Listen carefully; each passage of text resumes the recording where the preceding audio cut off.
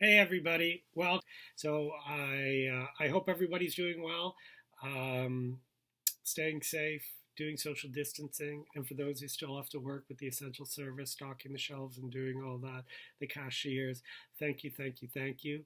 I hope you are more appreciated after this, and to the front lines in medical, thank you, thank you, thank you. I'll do our best to hopefully flatten the curve, make everything easier, and get through this. So, chapter 8, we left off with Mr. Sphincter um, offering to look at encouraging Sean to write a book and offering to read it, and if it was good enough, pass it on to publishers. So, chapter 8, we continue. I was no longer sure what to think of our new teacher. The chance he had offered me was something beyond my wildest dreams. Maybe he was just difficult because he thought that was the best way to get us working. Maybe his outfits were eccentric and not a desperate cry for attention. Maybe there was more to him than I first thought. Chill didn't like him. Chill didn't like anyone who trampled on other people's dreams, and that's what Mr. Sphincter did at the beginning of each week. He'd take out two of the essays and go through them in front of the class. It's embarrassing to have yourself exposed. It was obvious that everyone had had the underwear dream that semester. But on top of revealing everyone's dreams to their fellow students, which ensured certain attack, he also provided the ammunition. Mr. Sphincter found fault in every career choice, picking them apart student by student. I got off lightly and was the only one to receive the slightest bit of encouragement. Maybe it was because I wanted to be what he was. Or maybe he saw something in my writing and he thought it was worthwhile. Whatever the reason, I took it and ran with it and started to work as hard on my writing as Chill did with his art. If I could paint a picture with my words half as well as Chill could with a brush and a pencil, I'd do great, and Mr. Sphincter would be my guide, my teacher. He would make all that I could wish for come true. I told myself that over and over again at the beginning of every class so I wouldn't have to hear him go on and on at the other students. But Chill, robbed of his sketch pad, had to listen to every word. Chill's design for the mural was chosen as the best entry.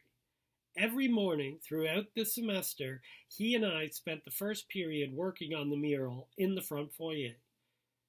When it was finished, it would be the first thing people saw when they entered the school. There was little I could do to help him in the sketching department, which would take a couple weeks. So I worked on my story and he did the outline. And he did the mural outline. I kept the pencil close so that if we heard footsteps, I could quickly get to work on one corner of the mural. What is it about? Chill asked me. It's about a guy who everyone thinks is really mean, but he turns out to be it's about a lot of things, I said, not wanting to give too much away. Chill's feelings towards Mr. Sphincter would probably cloud his judgment of my writing, especially because the teacher had given me hope while telling him he could never make a living at his art despite his talents. When am I going to get to read it? Chill asked. You're going to have to pay like everyone else, I said jokingly. Chill smiled. He seemed to be as excited as me, or at least he tried to be, about the potential of my writing. Seriously, though, that's great that he's going to show it to publishers, I said. Can you take a look from back there and tell me if the ear looks okay? Chill asked. I mean, even if he doesn't like it, he'll still give me input, and that's input from a published writer, I said. Does it look okay? Jill asked. It looks fine, I replied. We should be able to start painting tomorrow, he told me. Miss Sedette say anything to you about it? I asked him. She said it was looking good. It's nice to get that encouragement from your teacher. Of course, you've always had it from your mom, so I guess it might not be that big a deal to you, I told him. Sean, he stopped.